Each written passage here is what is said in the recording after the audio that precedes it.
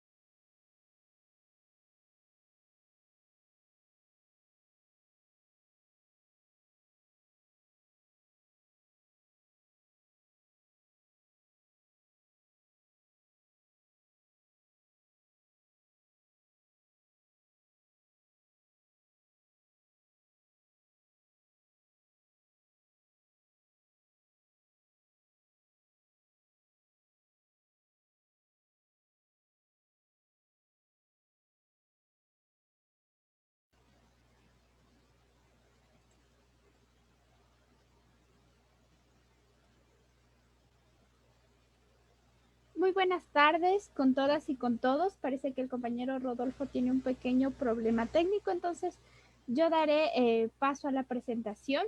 Les quiero dar la presentación de este segundo día de la jornada de reflexión de Mujeres Ciencia, retos y logros de las científicas en la educación superior dentro de la Universidad Central. Empezaremos el orden del día con unas palabras de bienvenida de nuestra vicerrectora María Mercedes Gavilanes, vicerrectora de investigación y posgrados, quien nos dará unas palabras de inicio de este segmento en donde hablaremos específicamente de las mujeres en las ciencias de la vida y ciencias exactas. Muchísimas gracias a María Mercedes.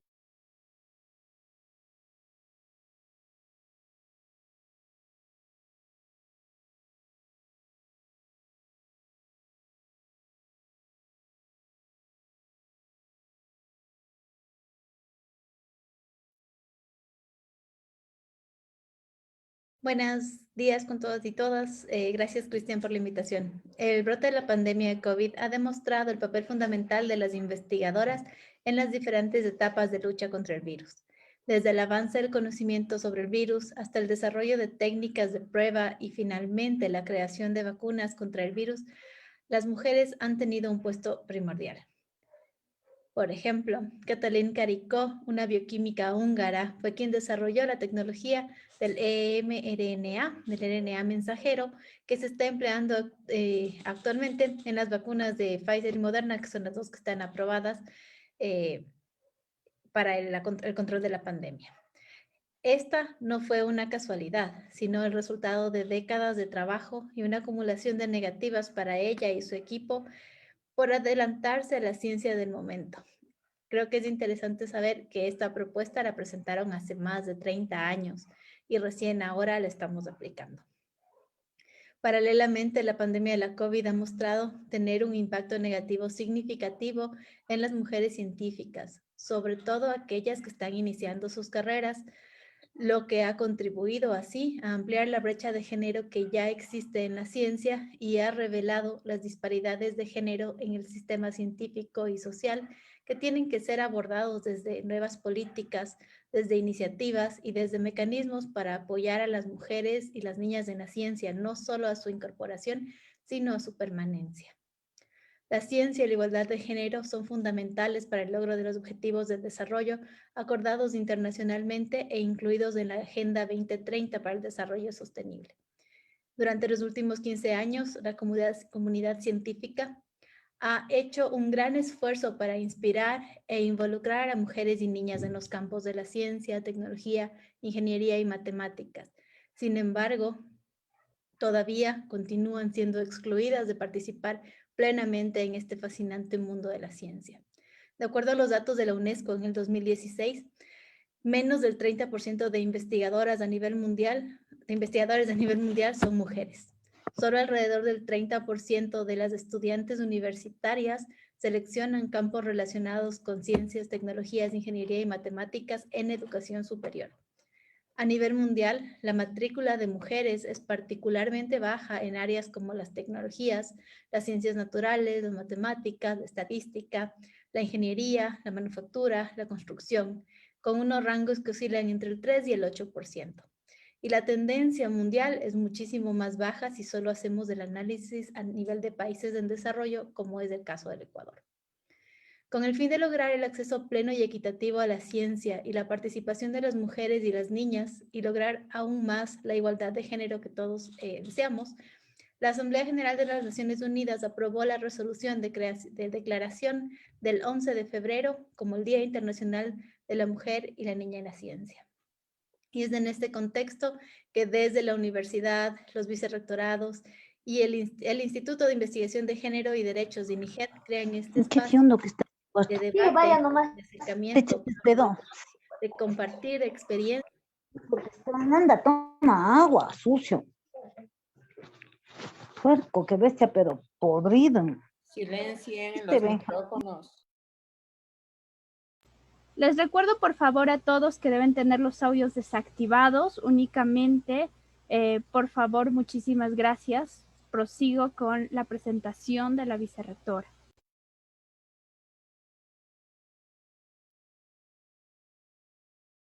Para que la comunidad universitaria conozca sobre la tarea de las científicas en diversas áreas del conocimiento, así como los retos y oportunidades personales y profesionales que han tenido durante su camino en el mundo de las ciencias.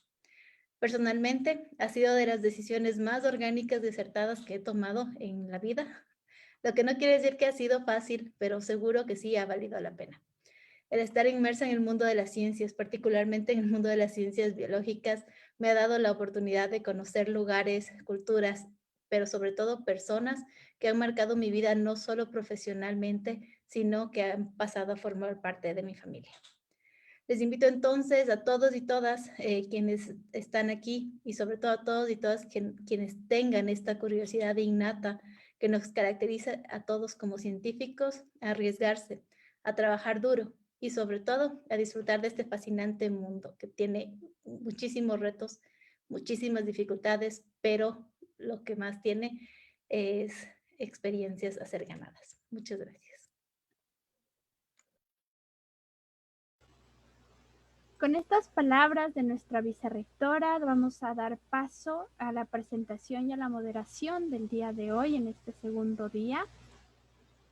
Para este segundo día nos acompaña como moderadora, les pido me molesten un momentito, nuestra compañera Grace Merino.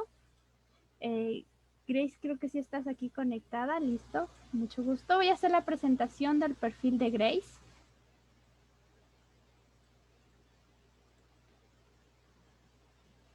Grace Merino es magíster en estudios de la cultura con mención en comunicación por la Universidad Andina Simón Bolívar. Además tiene una maestría en comunicación con mención en opinión pública de Flaxo, sede Ecuador. Es licenciada en comunicación social por la Universidad Central del Ecuador. Ha trabajado como analista, directora y asesora en comunicación política, organizacional y estratégica en el sector público, como docente de la Pontificia Universidad Católica de Ecuador y en la Universidad Iberoamericana del Ecuador como capacitadora del Consejo de Educación Superior CES.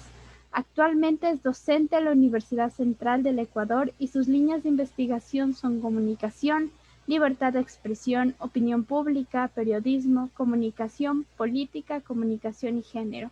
Es feminista y miembro de la Red de Investigadoras de Ciencias Sociales BRICS. Muchísimas gracias, Grace, por acompañarnos. Te doy paso a ti para la moderación, tanto la metodología como la presentación de nuestras compañeras del día de hoy. Muchas gracias, María José. Es un gusto enorme estar con todos ustedes, con todas y todos ustedes. Buenas tardes. La presente mesa se denomina Mujeres y Ciencias Sociales y tiene como objetivo debatir sobre los retos de la mujer en la ciencia ecuatoriana y a su vez visibilizar los logros o investigaciones de las docentes dentro de este gran campo del conocimiento. Cada panelista contará con un tiempo de 20 minutos para su exposición. Informaré cuando su tiempo esté por finalizar.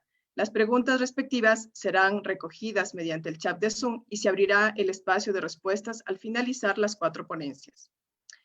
Se le recuerda al público, por favor, mantener sus cámaras apagadas y sus micrófonos en silencio mientras las panelistas están exponiendo. Damos paso a nuestra primera ponente, es la arquitecta Verónica Rosero, doctora en arquitectura por la Universidad de Alcalá, con la tesis Demolición, el agujero negro de la modernidad, publicada por el editorial Diseño Argentina. Máster en proyectos de arquitectura y ciudad, especialización en innovaciones tecnológicas y proyectos. Mención doctorado internacional por estancia de investigación Delft University of Technology, Holanda. Arquitecta por la Pontificia Universidad Católica del Ecuador. Subdecana de la Facultad de Arquitectura y Urbanismo de la Universidad UTE. Investigadora Universidad Internacional SEC. Actualmente es profesora del taller de diseño arquitectónico y titulación en la Universidad Central del Ecuador desde el 2016. Cuenta con más de 60 publicaciones entre libros, artículos indexados de opinión y divulgación. Ha publicado en revistas especializadas en Europa, Ecuador, México, Argentina, Chile, Uruguay y Brasil. Cofundadora de IDA, Estudio de Arquitectura, que combina investigación, divulgación y proyectos arquitectónicos desde el 2006. Bienvenida, Verónica. Muchísimas gracias, Grace, por toda esta generosa presentación. Estoy encantada de estar aquí, ser parte de este evento, porque creo que es muy importante visibilizar la participación de las mujeres y sobre todo si es que esta participación sale de la Universidad Central. Yo soy una orgullosa docente e investigadora de la Universidad Central y valoro mucho este tipo de eventos. Yo espero que estén escuchando esta presentación no solamente profesionales, sino especialmente estudiantes. Yo quiero que mis estudiantes, las alumnas, las mujeres que han sido mis alumnas, que escuchen esta experiencia, ¿no? Por eso he procurado hacer una presentación que combine no solamente mis investigaciones, sino una pequeña parte del proceso que yo he llevado desde que fui muy pequeña casi, ¿no? Voy a contar una breve historia, así como una especie de recuento de aquellas cosas que nos dicen como al ser mujeres cuando se empieza una carrera, ¿no? En este caso, la carrera de arquitectura. Voy a compartir mi pantalla para poder presentar.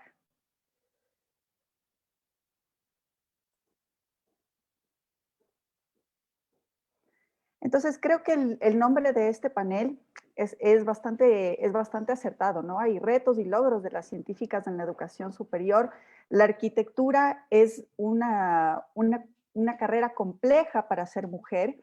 Entonces, aquí yo he nombrado esta parte de la ponencia, ser o no ser, poder o no poder.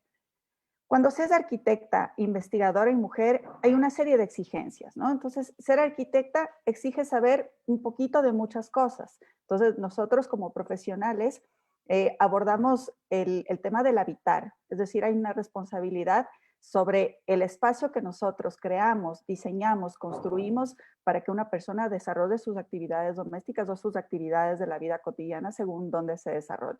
Luego, ser investigadora exige saber mucho sobre pocas cosas, entonces necesita un enfoque específico sobre temas específicos. En mi caso, yo me dediqué a investigar temas de habitabilidad, la demolición de los proyectos de vivienda colectiva de los años 70 y las correlaciones de la arquitectura con la política, con la economía y sobre todo con cuestiones raciales, con cuestiones de migraciones y también con cuestiones de género, ¿no es cierto? Todos esos contextos desfavorecidos, esos contextos complejos que provocaron una serie de demoliciones de vivienda colectiva en los años 70. Entonces me enfoqué en este tema. Y luego, con toda esta conciencia, ¿no? De todo lo que implica ser mujer y ser investigadora y ser arquitecta, bueno, pues con todo este bagaje que adquiero dentro de mi proceso de investigación, me di cuenta que ser mujer exige enfrentar las complejidades de un sistema que está lleno de obstáculos. Si bien tenía ciertas intuiciones desde pequeña sobre cuestiones feministas, pero luego fui aprendiendo que todos estos obstáculos, estas hostilidades y estos roles preasignados son parte de un sistema más complejo. Todas estas cosas, estas tres cosas que soy, ha exigido un aprendizaje muy duro para seguir adelante, porque el contexto, por supuesto, es hostil, pero creo que soy afortunada de tener una voz, esto siempre lo digo, un poco un poco a riesgo de ser repetitiva, algunas personas que ya me hayan escuchado, pero siempre agradezco la oportunidad de tener una voz y tener la posibilidad de transmitir lo que sé para apoyar en la reducción de la brecha de género en mi campo, en la arquitectura. ¿Qué me han dicho? Esta es la parte que les decía que quiero transmitirla desde una perspectiva más bien personal antes de pasar a la cuestión de las investigaciones y que ojalá mis estudiantes me escuchen porque yo sé que no es una cuestión aislada lo que yo he vivido, ¿no es cierto? Entonces, cuando yo tenía 18 años me decían, arquitecta, de verdad, me dicen, pero si esto es difícil, es una profesión de hombres. Bueno, no importa, vamos a dar con esta profesión que clásicamente es una profesión de hombres, ¿no? Luego fui madre y me decían, bueno, madre y profesional, esto no puede ser, es imposible, los hijos te coartan la profesión. ¿Qué es lo que aprendí con el tiempo siendo madre? Que en realidad, bueno, no en mi caso personal, sino viendo otros casos, porque yo también creo que soy afortunada, creo que las parejas son las que coartan la profesión, no los hijos, ¿no? Son las parejas las que a veces con estos roles preasignados hacen que no se puedan desarrollar. Y esto lo vi después también en la investigación sobre las pioneras de la arquitectura ecuatoriana, que ya les voy a contar al respecto, de mujeres que en los años 70, nuestras primeras tituladas en el Ecuador, una serie de situaciones que vivieron, ¿no? Y que más que por el hecho de ser madres, por el hecho de ciertas condiciones que ponían las parejas. Luego, a medida que avanza el tiempo, bueno, ya voy creciendo, ya me gradúo, y digo, bueno, quiero mejorar en mis estudios, entonces digo, quiero hacer un máster. Y recuerdo que alguien me dijo, no, mira, quédate tranquila, tienes hijos, no provienes de una familia adinerada, repetir que tienes hijos, entonces, bueno, luego me dicen, doctora, una vez que consigo el máster, me dicen, no, no lo intentes, te quedarás con el síndrome del doctorando. El que empieza, pero no lo termina. Ya tienes un máster, mejor ejerce tu profesión. Luego me decían, bueno, si es que eres doctora, investigadora, no puedes ser gestora, porque una investigadora no es capaz de ejercer un cargo, ¿no? Y aquí me decían, bueno, si es que eres finalmente, tienes un cargo directivo, tú tienes que ser la linda del lugar y yo me encargo del resto. Entonces son cuestiones así un poco fuertes, las estoy contando, pero bueno, hay más detrás de todo esto. Y luego me decían, bueno, investigador y profesional, mejor dedícate a lo tuyo, no vas a poder con todo. Y después de esto, digo, no, pues sí, en todo este proceso, desde que les cuento, yo empiezo con esto, decidiendo ser arquitecta a los 18 años, ahora soy investigadora y profesional y madre también, que es una de las cosas que soy, 22 años después, ¿no? Pero 22 años después de una lucha constante de todas esas cosas que nos dicen que no podemos ser. Y esto lo he conversado con otras colegas, lo he conversado con con estudiantes también, y más o menos es recurrente la situación. Entonces, bueno, simplemente ahora presentarles aquí brevemente, esta es mi página web, y precisamente de todo este bagaje, de todo este proceso que he seguido, mi oficina, de la que soy cofundadora, se llama I+D+A, Estudio de Arquitectura, y combina investigación, todas mis publicaciones, divulgación, porque también me he dedicado bastante a transmitir de diversos temas. La verdad es que me llaman bastante para hablar sobre temas de género, porque sin querer, creo que por convicción, por una especie de deuda, creo que siento que con todas las oportunidades que he tenido, debo transmitir mis vivencias y mis investigaciones. Entonces, mi labor de divulgación está bastante enfocada también en estos temas de género, a pesar de que no es mi línea de investigación. Como les contaba, mi línea de investigación principal es el tema de la vivienda colectiva, y también teoría y crítica de la arquitectura, tanto nacional como internacional, arquitectura moderna y arquitectura contemporánea. Y luego proyectos arquitectónicos, ¿no? Que era esa parte que generalmente decían, no, o eres profesional o eres investigadora. Y yo creo que en todo mi proceso he logrado hacer las dos cosas. Y bueno, después si alguien tiene un poco de curiosidad, podría ingresar a ver mi página web. Al final estarán todos los contactos. Aquí están también las publicaciones, está como todo ese proceso, ¿no? Yo creo que esta página web cuenta esa historia que ahora yo les estoy contando desde una perspectiva un poquito más íntima, pero que en realidad, y más personal, ¿no? Y aquí se puede ver como toda esta historia, estos 22 años de profesión que se recogen en una página web. Todas estas cuestiones, estas experiencias no son casualidades. Existe un macrosistema que contiene ese pequeño microcosmos del habitar. Yo aquí pongo este libro de una de mis referentes, de una arquitecta que se llama Beatriz Colominas, española, trabaja en la Universidad de Princeton. Este es un libro que publicó ya hace muchos años, que se llama Architecture Production. Y es allí donde habla ella de los sistemas de producción y reproducción del espacio. Entonces, la producción del espacio es la creación, es decir, yo diseño, articulo los espacios, articulo necesidades, un programa, lo construyo, pero hasta allí llega mi labor como arquitecta. Pero luego la persona, el habitante o yo misma como habitante reproduzco ese espacio. Entonces, eso tiene que ver con la cuestión de la experiencia. Entonces, este macrosistema, este microcosmos del habitar, donde hay una producción y reproducción del espacio, está insertado en este sistema que tiene estos 5 puntos. Empezamos por el social.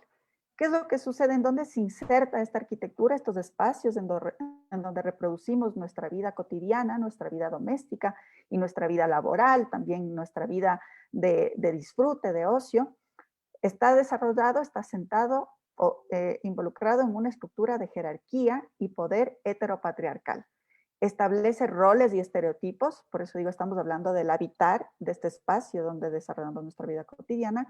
Está ligado, en nuestro caso, a una cultura, que también es parte de este primer punto, y está ligado a la religión. Entonces, esto saca una serie de complejidades que además luego tenemos otro punto de este macrosistema, que es endogámico, hegemónico, masculino, donde la mujer es la base de esa pirámide económica y el hombre realiza en estos roles preasignados un trabajo productivo y la mujer un trabajo reproductivo. Mediáticamente, y esto es una imagen sacada de una revista de arquitectura de los años 50, y si es que nos fijamos también en otras revistas donde la objetualización de lo femenino es una de las tónicas de las revistas, sobre todo cuando se trata de temas del hogar, ¿no es cierto? Las revistas de decoración, las revistas de arquitectura, ¿no? O incluso revistas, todas estas revistas femeninas. Allí hay una objetualización de lo femenino, una masculinización del éxito, y hay roles y estereotipos. Y esto no me voy a alargar, no tengo aquí muchas imágenes, pero en arquitectura sí que durante mucho tiempo había unos roles y unos estereotipos incluso desde la fotografía de arquitectura, ¿no? Somos una profesión bastante visual y entonces allí está involucrada todos estos roles y estereotipos dentro de lo mediático. Luego, por supuesto, lo académico, en mi propia profesión, es un reflejo, yo creo que en todas, ¿no? Es un reflejo de los sistemas anteriores. Y dentro de esto, y que hace parte de mis intereses de investigación con respecto a temas de género, es que la enseñanza históricamente ha ocultado los aportes de las mujeres.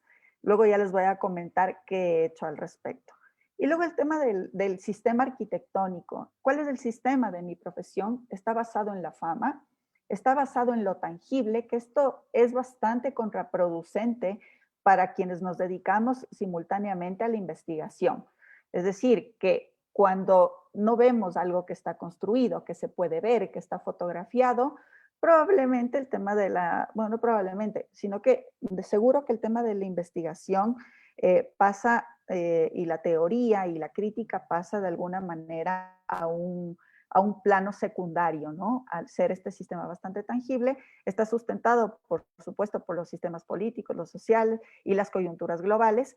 Y como somos una profesión que sí se dedica mucho a la divulgación, ¿no? Hay muchos conversatorios, bienales, hay como un colectivo que está en continuo movimiento. Este tema de los all-male panels es bastante recurrente. ¿Qué estrategias y acciones he tomado personalmente y también con otras personas, con otras colegas y con estudiantes en la academia y en la profesión? ¿Cómo empiezo yo con este tema de la mujer en la arquitectura y a interesarme? Como les decía, eran ciertas inquietudes e intuiciones que tenía desde que era pequeña, adolescente, luego cuando entré en la universidad.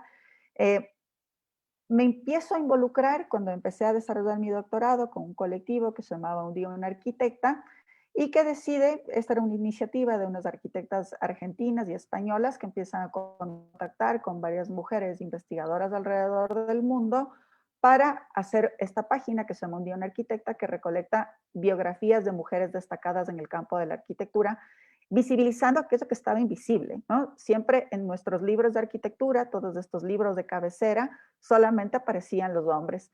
¿Qué resulta de esto? Que muchas mujeres, por este sistema arquitectónico basado en la fama y además generalmente personalizado en una sola figura, casi siempre masculina, muy pocas veces femenina, estaban allí ocultados una serie de talentos. La profesión de la arquitectura es bastante compleja, necesita de equipos grandes, pero generalmente el visible era uno solo. Entonces aquí empiezo con esta labor en donde yo misma me sorprendí de todas las mujeres que aparecieron en el panorama, ¿no? ¿Por qué se llama Un día una arquitecta? Porque publicaban una biografía de una mujer cada día durante 365 días, que fue lo que les dijeron a las que fundaron este grupo en un inicio. Miren, no van a llegar al año. Bueno, resulta que ahora ya hay 4 ediciones y hay alrededor de 900 biografías de mujeres en la arquitectura en distintos campos, ¿no? Aquí ya se abre el campo, no solamente es en la práctica, esta práctica tangible de la que había hablado, sino también en la investigación, en la teoría, en la tecnología, en la docencia, en el activismo, en la participación, en la gestión pública, es decir, es una página bastante completa. Y entonces es aquí donde empiezo a involucrarme, a investigar cómo estas revistas, estos sistemas mediáticos, todas estas, por ejemplo aquí la Architectural Design, la Architects Journal, cómo son revistas que dedican números especiales y que empiezan a estudiar este fenómeno. Y bueno, en función de algunas entrevistas que hacen la Architectural Design y la Architects Journal, hicimos con unas estudiantes bueno, ellas replicaron la encuesta que hace la Architects Journal sobre el estado de la mujer en la arquitectura, lo enfocan en la arquitectura ecuatoriana. Bueno, en realidad luego lo hicieron específicamente en Quito para acotar un poco más del tema, y se vio allí el tema de las desigualdades en cargos directivos, en la percepción, por ejemplo, de la solvencia de la mujer con respecto a la ejecución de un proyecto, tanto en el diseño arquitectónico como en la industria de la construcción. Vimos que en el campo del diseño arquitectónico, por ejemplo, la solvencia de una mujer, la confianza que puede tener el público es nada más del 51%, ¿no? Es muy bajo, solamente la mitad de las personas confiaría. Y aquí en la industria de la construcción es más dramático todavía, porque se habla de un 80%. En cargos directivos también se puede ver dramáticamente la desproporción, y en profesores en facultades también hay una desigualdad bastante fuerte, ¿no? Aquí está el de la Universidad Central, que tenemos más o menos una proporción de 30-70, 30% mujeres y hombres. Bueno, y algunos datos adicionales. Luego voy a dejarles también mi enlace de ResearchGate, donde podrán encontrar este artículo, ¿no? Que es un artículo que escribo yo con el material que estas alumnas recogen como parte de una clase de metodología de la investigación, arquitectura y urbanismo, y lo combino con una estrategia que fue importante para mí, ¿no? Y que felizmente los profesores colaboraron. En esa época yo era docente de la Universidad Internacional SEC, y allí la propuesta mía era que todos hagan un esfuerzo de integrar en sus sílabos al menos un 25% de bibliografía de autoras mujeres. La mayoría tuvo apertura, y aquí más que nada, ¿cuál era el enfoque? ¿No? Que no solamente, no se incluye bibliografía solamente por el hecho de ser mujeres, sino porque tenemos la posibilidad de ampliar nuestros horizontes, de ampliar nuestra perspectiva y descubrir una serie de libros que probablemente no nos habíamos puesto a mirar, simplemente porque estamos acostumbrados a esas estructuras hegemónicas y a las mismas referencias bibliográficas de siempre con las que hemos aprendido desde hace décadas aquí en el Ecuador, ¿no? Y en otros medios también, ¿no? Yo también he estudiado en otros sitios, y la cuestión se repite, ¿no? No es que es algo exclusivo del Ecuador. Entonces, dentro de este macrosistema hay un contexto histórico, social, económico y político, y en ese microcosmos del habitar hay roles y dinámicas de la mujer, una de mis estudiantes se interesa por este tema y decide desarrollar su tesis de arquitectura y la titula Transformaciones morfológicas, dinámicas y roles del habitar en Quito, ¿no? Se enfoca en la mujer, mujer y vivienda, roles y dinámicas del habitar en Quito. Querida Verónica, Este gráfico... nos quedan 2 minutos por si acaso, ¿no? Muchas Ok, gracias. listo. Entonces, bueno, aquí tenemos el tema de estos 3 puntos que se abarca de mujer, habitar y vivienda, espacio, rol y dinámicas, y sus respectivas fragmentaciones, ¿no? Cada una que analiza cada una de ellas, hace una periodización y después, voy a pasar rápidamente, ya me comí el tiempo con el inicio, y hace unas fichas donde determina los niveles de espacios integrables y adaptables a la mujer, a los niños, a los ancianos y a la diversidad, a la heterogeneidad de las dinámicas del habitar. Esto también se pueden descargar del repositorio de la Universidad Central. Y la última investigación, que es Pioneras de la Arquitectura Ecuatoriana, que quiero compartir aquí la página rápidamente. Creamos una exposición virtual. En esta exposición virtual, si me confirman que se puede ver la página que estoy compartiendo ahora mismo. Sí, sí, mi querida Verónica. Perfecto. Entonces, aquí podemos ver, bueno, aquí si ustedes entran a la página de pionerasarquitecturac.com, aquí está la exposición virtual, ustedes pueden recorrer. Entonces, una de las cuestiones importantes es que generamos toda una línea del tiempo, ¿no? Desde la primera mujer que se gradúa, Matilde Hidalgo, que se graduó en 1921, luego la primera mujer que se gradúa en arquitectura la tenemos en el 67 recién, y era una colombiana, y la primera mujer ecuatoriana que se gradúa recién es en 1970. Entonces aquí podemos ver también porcentajes, las desproporciones, el tema de los roles de las mujeres, ¿no? Sobre todo en temas de academia, teoría, urbanismo y sociedad, patrimonio y restauración. Entonces aquí podemos ver todos esos aportes en la exposición virtual. Se puede agrandar la página y luego vamos a ver aquí ya de manera más detallada. Vamos a ver aquí la presencia en medios, la galería histórica, donde aparecen todas estas mujeres que han construido ese camino para que ahora las arquitectas nos desenvolvamos con relativa facilidad en el campo de la arquitectura, pero ha sido, con toda esta investigación, encontramos realmente mucha hostilidad en el camino, como había anunciado en el principio, ¿no? Y muchos retos. Aquí tenemos una página donde están todas nuestras publicaciones.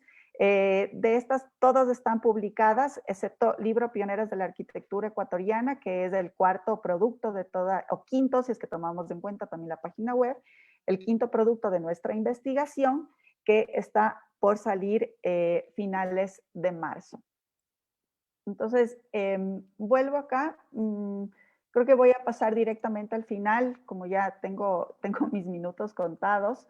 Estos son algunas imágenes de los carteles soviéticos de las mujeres que reconstruyeron las ciudades de posguerra en la Unión Soviética, y creo que son bastante alentadores y son, aquí también recomiendo un artículo que se llama Carteles soviéticos versus carteles pin-up, que hacen este contraste, ¿no? De la objetualización de la mujer en esta estética pin-up en los años de posguerra versus, digamos, en Estados Unidos sobre todo, versus estos carteles que demuestran a las mujeres que se dedicaron a la reconstrucción de la ciudad. Dejo aquí mis contactos, tanto el correo institucional, el ResearchGate, donde podrán encontrar todos estos artículos que les he mencionado sobre carteles soviéticos y carteles pin-up, el ensayo sobre la desigualdad de la mujer en la arquitectura en el Ecuador, la página web que recoge todo este proceso, los retos y también los resultados de mi carrera profesional, la página de Pioneras de Arquitectura Ecuatoriana, que lo recomiendo porque creo que es una metodología replicable también para otras profesiones, y que afortunadamente hemos tenido muchísima acogida, muchísimos retos y hostilidades también, no lo puedo negar, pero yo creo que también nos ha dado muchísimas satisfacciones porque es un material, es un legado que dejamos para las generaciones actuales y que las arquitectas que son homenajeadas en esta página están tremendamente agradecidas en su mayoría, no puedo decir que todas, pero en su mayoría están muy agradecidas de haber sido homenajeadas en vida, ¿no? Son arquitectas que que están más o menos entre los 70, 80 años, promedio 75 años. Entonces también ha sido una oportunidad fantástica para nosotros poder homenajear en vida a todas estas mujeres que labraron el camino para nosotras. Muchísimas gracias por este espacio. Muchas gracias a ti, Verónica, por la excelente exposición. Damos paso a nuestra segunda ponente, es la doctora Ana María León, psicóloga clínica y máster en Ciencias Psicológicas con mención en Neuropsicología. 10 años de docente en la Facultad de Ciencias Psicológicas en la UCE, presidenta de la Delegación Ecuador de la Asociación Latinoamericana de Psicoterapia Existencial, activista en temas de violencia en general y violencia de género en particular, miembro del primer equipo de investigación de la Facultad de Ciencias Psicológicas Cíclicas. Bienvenida, Ana María. Muchas gracias, Grace. Buenas tardes con todas y con todos. Para mí es muy importante encontrarme en este evento académico. Yo siento todavía que el tema de científica como que me queda así muy grande. Los pasos que he dado dentro de investigación todavía son pues un comienzo nada más. Pero de todas maneras sí creo que es importante poder compartir las experiencias y, como decía Verónica, motivarnos mutuamente, ¿no? Y motivar a nuestros estudiantes y a nuestras estudiantes para involucrarse en el mundo de la investigación. Como les comentó Grace, yo soy psicóloga clínica, tengo la maestría y soy docente en la Facultad de Ciencias Psicológicas desde hace ya 10 años.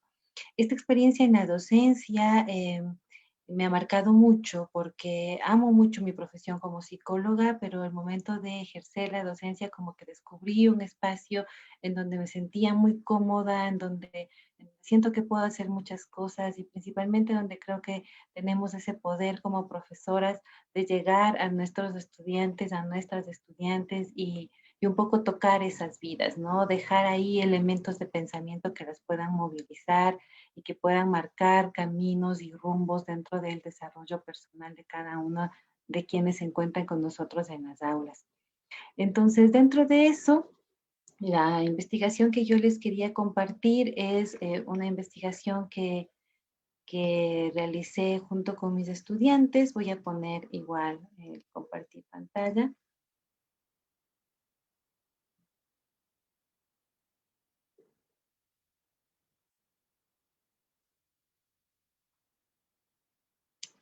Bien, y esta investigación está dentro de la visión existencial de la psicología. Entonces, mientras yo le escuchaba a Verónica, pensaba, ¿no? Que nosotras las mujeres como que nos toca esto de tener que hasta renunciar a ciertas cosas por poder lograr lo que queremos, por poder lograr nuestros objetivos, ¿no? Y dentro de la psicología hay como que una postura que toma peso dentro de la visión teórica y esta visión existencial, que es la que a mí me gusta, en realidad es una postura que no tiene mucho reconocimiento, ¿no? Dentro de la formación académica actual de la Facultad de Psicología, no se trata el tema de la visión existencial, por ejemplo, dentro de ninguno de los parámetros de formación.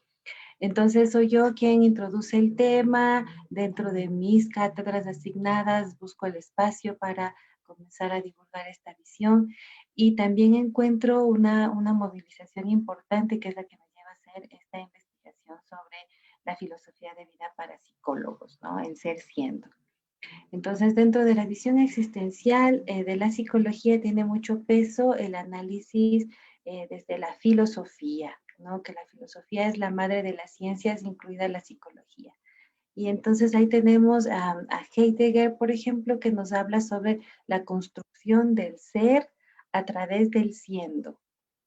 Por eso el título de esta investigación, ¿no? Entonces, a través de los comportamientos de la persona y de la relación permanente con los objetos y con su propia experiencia es cómo se construye la persona, ¿no? Entonces, en la formación académica, la visión que se tiene para hacer psicóloga, ser psicólogo, es que llegamos a ser, ¿sí? En cambio, la propuesta desde esta visión filosófica sería el que nos construimos siendo psicólogos, ¿no? Y no es que algo que se va a llegar a alcanzar. Por tanto, la formación académica no sería solo una acumulación de teoría o una acreditación de horas de práctica, sino que sería también este crecimiento en los valores y en la definición de una postura teórica y de una forma de entenderme como profesional de la psicología clínica. Entonces cambia mucho la visión, ¿no?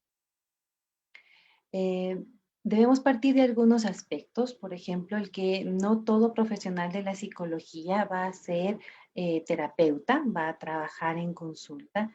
No todo psicólogo o psicóloga entiende a su profesión de la misma manera. Cada quien tiene una visión respecto a lo que es hacer psicología.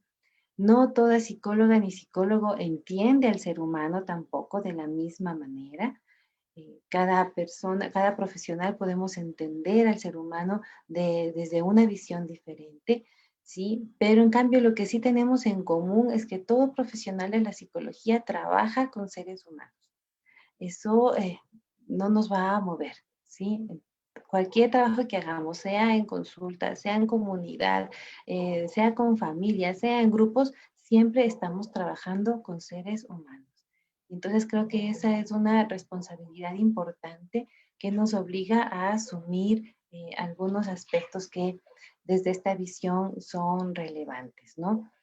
Entonces lo que nos preguntamos fue, bueno, vamos a ver a los profesionales y a las profesionales que están ya ejerciendo la psicología y que están haciendo terapia, es decir, que tienen contacto con personas para procesos de acompañamiento psicológico. Y pues indagamos ahí en varios aspectos que nos llevaban a entender cómo veían a la psicología y cómo se posicionaban teóricamente, porque como vimos antes, cada profesional puede tener una visión de la psicología, una visión del ser humano, y eso implica tener un posicionamiento teórico respecto a su trabajo.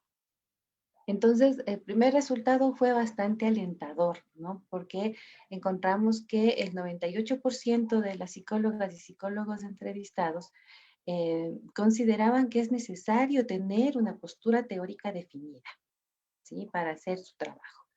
Y los argumentos para eso es que pues existe una base teórica para su trabajo profesional que lo sustenta, ¿no es cierto? Una base que permite sustentar el uso de alguna técnica en particular y que no sea una cosa que se ocurrió por ahí a alguien y que es una parte fundamental de la ética profesional. Esos eran los principales argumentos que utilizaban las personas a las que entrevistamos. Sin embargo, cuando ya vamos haciendo un filtraje respecto a estas respuestas, pues ya nos encontramos con algo que realmente a mí me preocupó.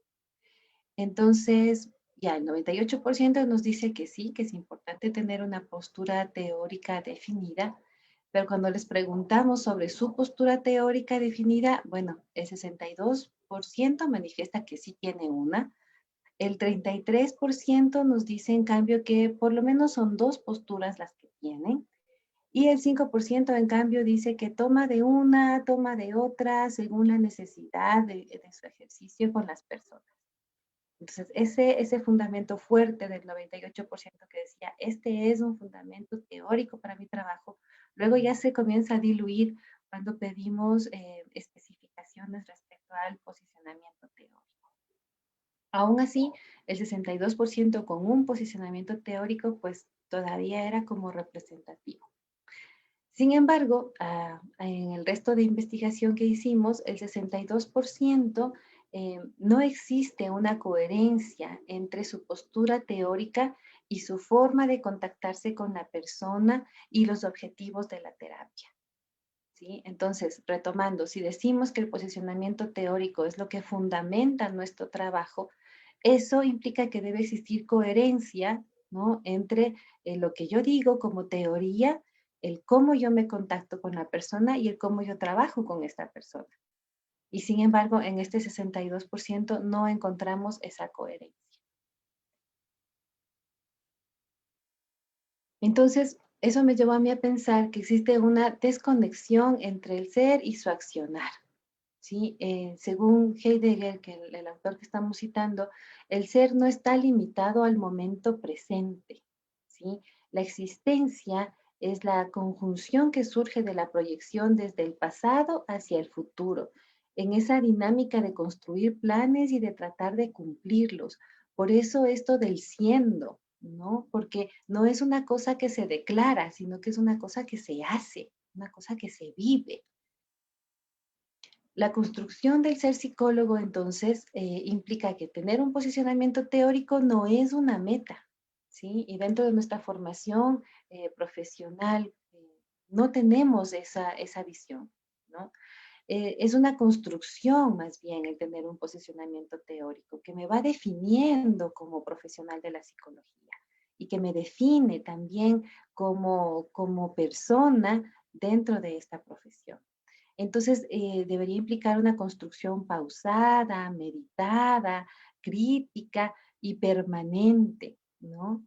Que debería llevar los estudiantes en el transcurso de su profesión, ¿sí? En el transcurrir de su formación, y no algo que en 10º semestre, porque hay que graduarse, hay que tener un posicionamiento para poder ubicar en la tesis el posicionamiento teórico. Y aún así, tampoco lo tiene. Entonces, el posicionamiento teórico es un paraguas que cubre nuestro accionar como profesionales de la psicología. Respecto al sujeto, a la persona, ¿cómo veo a la persona? ¿Cómo entiendo al ser humano? Respecto a la etiopatogenia, ¿no? ¿Cómo entiendo el malestar? ¿De dónde surge ese malestar? ¿Qué está detrás de esa molestia, de esa tristeza, de ese dolor, de esa angustia, del estrés? ¿Qué está detrás de todo eso? ¿Cómo entiendo su desarrollo? Y luego la intervención, ¿cómo voy a trabajar yo respecto a eso? ¿Cómo me acerco yo a esa problemática? ¿Qué puedo yo hacer como profesional con esa persona? Y si ya me acerco, pues entonces la metodología. Voy a utilizar técnicas, voy a utilizar estrategias, voy a utilizar instrumentos, cuáles, cómo, por qué, en qué momento.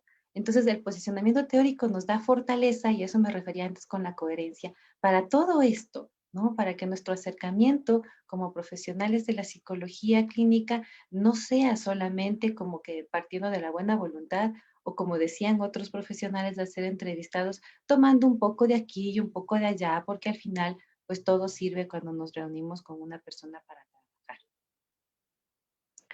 Al plantear esto, ya en mis aulas, ¿no? Con mis estudiantes, pues entonces surgían ellos las preguntas de que, bueno, ¿y qué test podemos aplicar para saber qué corriente seguir? ¿No? Así como que, como estos test que hemos visto en línea, de que según la forma de tu labial te decimos qué personalidad tienes. Entonces, y no es así, ¿no? Es una construcción personal. Entonces, lo importante, y es lo que se trabaja y procuro trabajar en mis clases, es que esto lo entendamos como una búsqueda personal. ¿Sí? Y por tanto tendré que ser curiosa y tendré que acercarme a buscar las diferentes corrientes, leer de una, leer de otra, conocer cómo trabaja un profesional de una corriente, de otra, buscar la aplicación práctica de esta teoría, pues para ver ahí si me siento cómoda o no me siento cómoda. Y también dentro de eso, con la visión existencial de la psicología que manejo, pues les propongo actividades como esta, ¿no? Realicen la definición del ser humano, que mis estudiantes dediquen un tiempo a pensar cómo ellos, con sus propias palabras, pueden definir el ser humano, qué es para ellos ser humano. Eh, la visión del ejercicio profesional, cómo se proyectan como profesionales, qué quieren hacer, para qué, por qué, con quién, ¿no? Y este, que es de que me gusta mucho y por eso el tema de la investigación, su filosofía de vida, ¿sí? ¿Qué es su filosofía de vida? ¿Qué rige su vida? Y eso me parece a mí muy importante porque ahí nos permite una revisión personal mucho más profunda. Y el posicionamiento teórico dentro de la psicología ya deja de ser una cosa accesoria, ¿no? Así como que para trabajar en un hospital necesito utilizar un mandil, entonces para ser psicóloga necesito tener un posicionamiento. Ya no es accesorio, ya se vuelve parte del ser, ¿sí? Del ser siendo. Y entonces yo soy psicóloga y yo soy existencial cuando estoy en consulta, cuando estoy en casa, cuando estoy en la calle y cuando estoy en cualquier espacio, porque ya me defino como una filosofía de vida y me entiendo así, ¿no? Y lo bonito de la visión existencial también es que no nos limita, ¿no? Y podemos entender que existen diferentes paraguas, hay diferentes formas de ver y hacer nuestro trabajo, de ver el mundo, de entender el ser humano, de entender la psicología.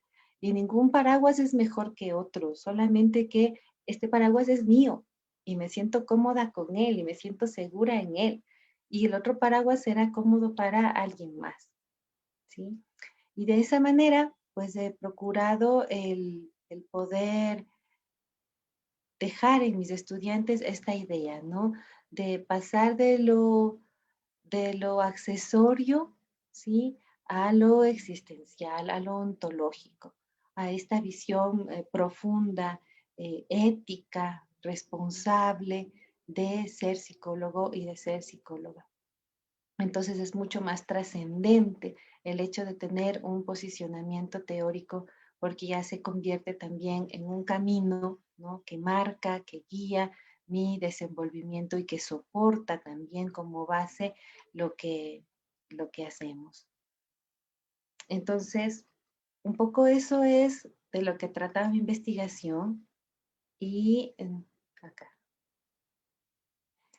Y lo bonito de esta experiencia es que, bueno, me permitió viajar a Argentina al segundo Congreso Mundial de Psicoterapia Existencial para poder presentar los resultados de esta investigación y también incluir esta investigación en un libro de compendio de las diferentes voces existenciales que existen en Latinoamérica. Y pues de Ecuador estoy solamente yo. Y es el primer capítulo de ese libro que ya está publicado. Entonces, eso me motiva a pensar pues que el utilizar, el prestar atención a esta sensibilidad que tenemos nosotras las mujeres respecto a los espacios en donde nos desenvolvemos, aporta mucho también a nuestros procesos investigativos. Y revertir esos resultados con nuestros estudiantes también nos enriquece mucho más, ¿no? Como les comentó al inicio, yo soy activista respecto a la violencia y en específico a la violencia de género. Y entonces, pues producto de esto, tengo también dos proyectos que llevo en la facultad porque me han permitido acercarme a las vivencias y necesidades de mis estudiantes. Entonces, llevo un proyecto que se llama la cartelera Vida Naranja, en donde con mis estudiantes cada semestre publicamos por lo menos quincenalmente temas relacionados con la violencia, pero con este enfoque personal, ¿no? Con el enfoque de que qué puedes hacer tú respecto a esto. Ya, este es el problema, esto existe, en tus manos, ¿qué está? Si quieres hacer algo, estas son las opciones. Entonces, tenemos ese enfoque en la cartelera y cada año en la facultad organizo una feria que se llama Coexistir en Paz, obviamente con este fundamento existencial, por eso el del coexistir. Y la celebramos el 25 de noviembre por la fecha representativa que es, pero nos enfocamos no solamente en la violencia de género, sino que también abrimos para que puedan asistir organizaciones que trabajen con proyectos sociales respecto a la violencia en general.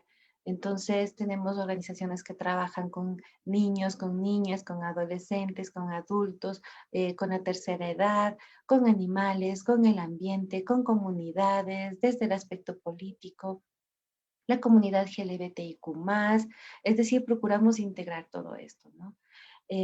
Pero esto pues, no ha sido fácil, ¿sí? Llevamos ya 5 años haciéndolo, y cuando hablo en plural es porque siempre, gracias a Dios, he tenido el apoyo de mis estudiantes en cada año que les ha tocado estar conmigo, voluntariamente se involucran, y ese es otro aspecto importante también fundamentado en mi filosofía de vida, y es el respeto a la libertad personal.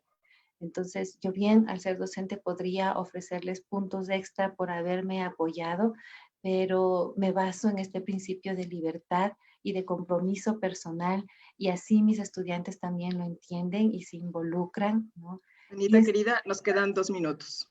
perfecto, gracias. Y es también importante ver cómo son las mujeres, principalmente las que se involucran en esto.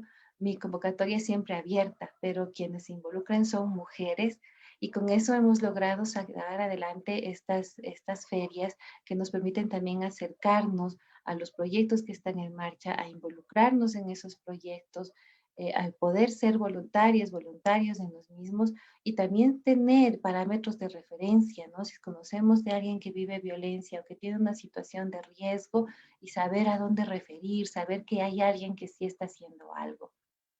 Así que pues esa ha sido mi experiencia, y muchísimas gracias por su tiempo y por su atención. Gracias, Grace. Gracias a ti, Anita, por tu excelente exposición, una segunda excelente exposición. Nuestra tercera ponente es la doctora María Inés Vaquero, doctora en Medicina Veterinaria y Zootecnia de la Universidad Central del Ecuador. Realizó su maestría en microbiología en la Universidad San Francisco de Quito. Actualmente se encuentra realizando su doctorado en la Universidad Nacional de La Plata, en Argentina, donde estudia la resistencia a los antimicrobianos de importancia crítica en pinzones terrestres de la isla Santa Cruz, en Galápagos. Es docente titular de las cátedras de enfermedades infecciosas en la Facultad de Medicina Veterinaria y Zootecnia de la UCE, ha publicado varios artículos y trabaja en conjunto con el Laboratorio de Bacteriología y Micología y la Unidad de Enfermedades Transmitidas por los Alimentos y Resistencia a los Antimicrobianos, de la Facultad de Medicina Veterinaria y Zootecnia de la Universidad Central del Ecuador. Es miembro activo de la Asociación Ecuatoriana de Microbiología. Bienvenida, María Inés. Muchas gracias, Grace, por la presentación. Agradezco la invitación realizada por el Instituto en Igualdad de Género y Derechos de la Universidad Central del Ecuador. Gracias por brindarme este espacio para poder exponer un poco acerca de mis retos, de los retos que tenemos como mujeres en la ciencia, de mi experiencia personal dentro de este campo. Me gustaría un poco comenzar esta ponencia antes de presentar un extracto de la investigación que estoy realizando en este momento. Es con una frase del médico y escritor español Gregorio Marañón, el cual dice: no son dos sexos superiores o inferiores el uno del otro, son distintos. Cada uno tiene sus cualidades, así como fortalezas y debilidades. Sin quitar con esto el hecho de que sí sabemos que existe desigualdad y que están documentados inclusive por las Naciones Unidas. Dentro de lo que yo trabajo es básicamente la medicina veterinaria y relacionada con lo que es la microbiología. Si hablamos de ciencia, podemos definirla como un conjunto de conocimientos sistemáticos sobre la naturaleza, quiénes la componen, los fenómenos y las leyes que lo rigen. La ciencia nos permite, y eso es lo que me gusta muchísimo a mí, encontrar la explicación de interrogantes que nos planteamos sobre ciertos sucesos con la finalidad no solamente de quitar esas dudas que tenemos, sino con la finalidad de poder constituir un nuevo conocimiento. Para investigar, obviamente, y eso siempre hablo a mis estudiantes, tenemos que basarnos en un método científico, el cual va a iniciar observando, seguido de un cuestionamiento, vamos a elaborar hipótesis, vamos a comprobar estas. Sin embargo, es importante destacar que para lograr poder responder todos estos cuestionamientos de forma lógica y veraz, definitivamente estos tienen que estar argumentados con evidencias. En lo que respecta a la producción científica, es importante tomar en cuenta que esta no solo es más amplia en cuestiones de género, sino también en relación al desarrollo de los países.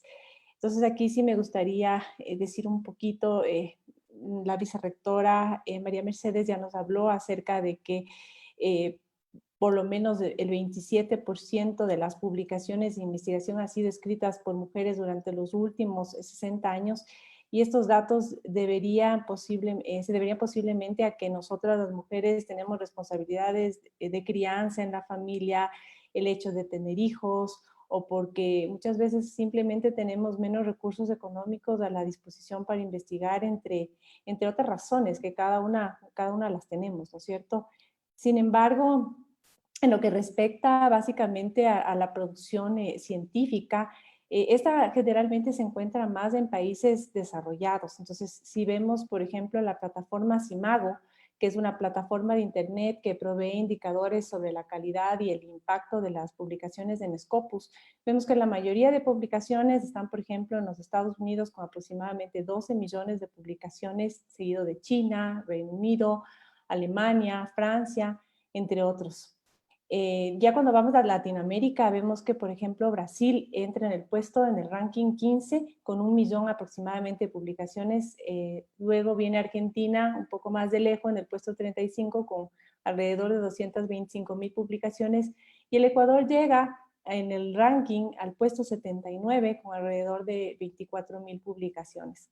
Entonces, el publicar, por ende, investigar no solo está muchas veces relacionado con el género, sino de por sí en los recursos, en inversión, en educación, en ciencia, en tecnología y en innovación. Podemos ejemplificar lo dicho, por ejemplo, en el contexto de la pandemia, ¿no es cierto?, donde se ve que el desarrollo de nuevas técnicas de diagnóstico del COVID-19, así como, por ejemplo, el desarrollo de vacunas, entre otros, se han realizado en estos países precisamente que están dentro del ranking de los países que más publican, ¿no es cierto? Estados Unidos, China, Reino Unido, Rusia, que son precisamente los países que tienen más producción científica y por ende también inversión, investigación, desarrollo e innovación. Por otro lado, en lo concerniente a la mujer en la ciencia, hemos tenido un papel muy importante, aunque sí, a veces de hecho ha sido minimizado por la sociedad. Las mujeres hemos sido líderes en construcción de cimientos para la programación moderna, que por ejemplo reveló la estructura del ADN. Hemos sido pioneras en el campo de la reactividad. Ahí tenemos a la Premio Nobel de Física y Química, Marie Curie. Hemos incursionado en el campo de la bioproducción, como Ruth Rogan en los Estados Unidos. Las mujeres han incursionado en campos, por ejemplo, de cálculo matemático antes de que existiera la computadora o existieran las calculadoras que hoy en día tenemos, como Edith Clark. Y hemos en sí incursionado en un sinnúmero de campos en la medicina, en odontología, en psicología, en arquitectura, en medicina veterinaria. Nuestro trabajo como docentes en la universidad es muy importante para inspirar a nuestros estudiantes, pero también para inspirar a las mujeres a seguir carreras científicas. De acuerdo a datos que ya se los dijo en principio de las Naciones Unidas, tenemos que la pandemia también evidenció un rol crítico que hemos tenido las mujeres como investigadoras en diferentes etapas de la lucha. Y aquí en el Ecuador no nos quedamos atrás porque ha habido mujeres muy importantes, investigadoras, científicas, que han estado atrás de lo que son el diagnóstico del COVID o inclusive la secuenciación de genomas completos, ¿no es cierto? Entonces, esto dentro del lado positivo, pero si también podemos ver el lado negativo, tenemos, por ejemplo, que la pandemia también evidenció el rol crítico que hemos tenido, que pasamos las mujeres durante esta pandemia por la desigualdad de género en el sistema científico, sobre todo para aquellas investigadoras, por ejemplo, que estaban en las etapas iniciales de sus estudios. La ciencia y la equidad de género, de acuerdo a los datos de la UNESCO son igual de importantes, ¿sí? Y esta agenda del 2030 se enfoca en combatir la pobreza, proteger el planeta, mejorar la vida, la perspectiva de la misma, y básicamente las mujeres somos las que estamos envueltas. Pese a que actualmente menos del 30% de las mujeres somos investigadoras a nivel mundial, según datos de la UNESCO. Y como decía María Mercedes, el 30% de todas las estudiantes mujeres escogen a las ciencias como su área de estudios superiores. Entonces, no puedo dejar de mencionar también que dentro de toda esta carrera de investigación que he tenido, que inició de hecho en pregrado cuando realicé mi primera publicación, porque fui a hacer una pasantía en Galápagos y tuve la suerte de realizar una una tesis que fue guiada por dos grandes mujeres, de hecho, que hice en viruela aviar en Pinzones de Galápagos. Y gracias a ellas pude realmente encaminarme hacia la microbiología y de hecho la veterinaria también es un mundo fascinante, es una carrera a veces complicada como mujer. Hoy en día menos, de hecho, tenemos más igualdad de género definitivamente, pero en un principio era complicado porque no se podía ver a una mujer tal vez amañando la vaca, haciendo un examen ginecológico a la vaca o nos tocaba ir a ver al toro. Y obviamente nosotras sacamos esa fuerza que la tenemos por dentro y de hecho como mujeres a veces nos podría inclusive hasta costar más. Yo me acuerdo que un profesor les decía a mis compañeros varones de clase, ustedes no deben temer a sus compañeros, deben temerles a ellas, porque ellas son las que ponen todo el énfasis para poder salir adelante. Entonces, definitivamente, ellas van a ser su competencia. Es importantísimo también dentro de esto, yo soy esposa, soy mamá, y el apoyo de mi familia ha sido súper importante y creo que de hecho el tenerlos a ellos al lado el día a día es lo que me incentiva cada vez a ser mejor. Les voy a compartir un poco lo de mi investigación. Mi área es la microbiología veterinaria, he estudiado diversas bacterias, por ejemplo, leptospirosis. Leptospira fue la bacteria que estudié para mi tesis de maestría. Y luego he hecho varias investigaciones, por ejemplo, en virus. De hecho, la investigación que me hizo merecedora de este premio Universidad Central, que estoy bastante agradecida, es sobre la peste porcina clásica, en el que se logró caracterizar molecularmente la cepa que estaba circulando de la peste porcina clásica, que es una enfermedad que afecta a los cerdos, que tiene un gran impacto económico, que es una enfermedad de reporte obligatorio.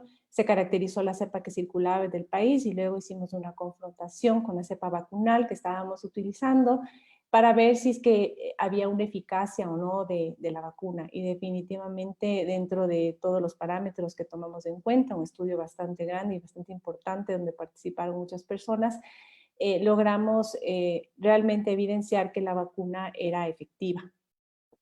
Hoy en día estoy direccionada un poco más hacia lo que es la resistencia a los antimicrobianos y estoy realizando nuevamente, la vida me lleva a realizar mis estudios en Galápagos. Estoy haciendo un doctorado en la Universidad Nacional de La Plata y estoy viendo esta resistencia en antibióticos, específicamente los de importancia crítica, en estas aves tan hermosas de Galápagos que son los pinzones, principalmente en lo que es la isla Santa Cruz. Pues voy a ver si puedo compartir la pantalla.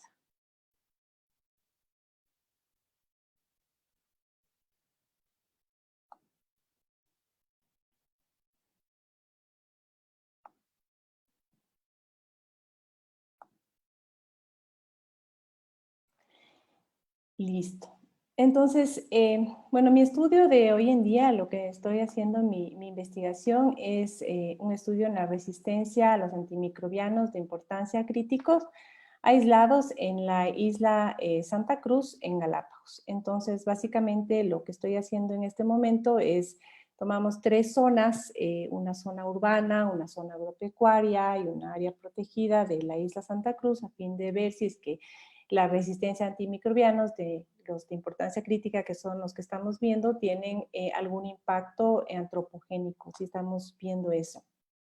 Entonces, ¿por qué la resistencia a antimicrobianos? Se cree que aproximadamente para el 2050, sí, aproximadamente una persona podría morir cada 3 segundos a causa de una infección causada por bacterias resistentes a los antimicrobianos. Y el reloj está corriendo ya. Entonces, dentro de los datos, por ejemplo, de la OMS, tenemos que aproximadamente 10 millones de personas para el 2050 se cree morirán a causa de una infección causada por bacterias resistentes a los antimicrobianos. Y esto superará de largo a lo que hoy son las principales causas de muerte, como son el cáncer, el cólera, la diabetes o la diarrea. Entonces, en realidad es algo súper importante el tomar en cuenta hoy en día, por ejemplo, en la pandemia, y algo que me ha preocupado un poco es, por ejemplo, el hecho de usar amonios cuaternarios, lo cual también puede seleccionar un poco, hacer una presión de selección para el aparecimiento de estos genes de resistencia. Entonces, ¿qué causa la resistencia? Básicamente, el uso de antimicrobianos a nivel de lo que son prácticas agropecuarias, el uso de los antimicrobianos a nivel de lo que es hospitales, a nivel humano, el uso de antimicrobianos a nivel de lo que es veterinaria. Todo esto ha hecho, o también prácticas agronómicas, es lo que ha hecho que de cierta manera hoy en día se ejerce un patrón de selección, y el uso y abuso de antibióticos en cierta manera hayan podido generar esta resistencia antimicrobiana que hoy en día vemos en las bacterias. Entonces, esa selección ha dificultado el tratamiento de infecciones causadas por estas bacterias, y esto no solamente afecta a medicina humana, sino que también lo hemos visto en lo que es la práctica veterinaria. Entonces, de acuerdo a la Organización Mundial de la Salud, tenemos que la resistencia a los antimicrobianos es un desafío para este siglo. Se dice que la resistencia a los antimicrobianos es el desafío para el siglo XXI, es un problema de salud pública global, y lo que hace es amenazar el tratamiento de enfermedades infecciosas comunes. Entonces, en este contexto, también fue la Organización de Sanidad Animal determinó que la resistencia a antimicrobianos en realidad era un problema importante de salud pública, que era prioritario para el mantenimiento de la eficacia de los antimicrobianos utilizados para el control de enfermedades, y que era necesario definitivamente promover su vigilancia a través del control de los mismos. Entonces, dentro de esto viene este concepto que hoy tanto hemos escuchado, que es el de One Health, o de una sola salud, en el que hablamos básicamente de esta interdependencia existente entre humanos, animales y el medio ambiente, a fin de poder controlar lo que son las resistencias a los antimicrobianos, y bueno, también lo vemos en otras áreas también de la microbiología. Entonces, ¿por qué estoy realizando en antibióticos de importancia crítica? De acuerdo según la OMS, se clasificaron los antimicrobianos en aquellos de importancia crítica, muy importantes, se siguieron varios criterios de inclusión para tenerlos a estos en una clasificación como de máxima prioridad o de gran prioridad. Entonces, el objetivo de realizar esta lista fue el evaluar el riesgo a fin de que se puedan brindar estrategias para el manejo de antibióticos dado por el uso no humano. Entonces, desde el 2015, la Organización Mundial de la Salud viene actualizando periódicamente esta lista, y la idea finalmente de esto es poder garantizar que todos los antimicrobianos, sobre todo aquellos de importancia crítica, se utilicen de forma prudente en la medicina tanto humana como también en la medicina veterinaria.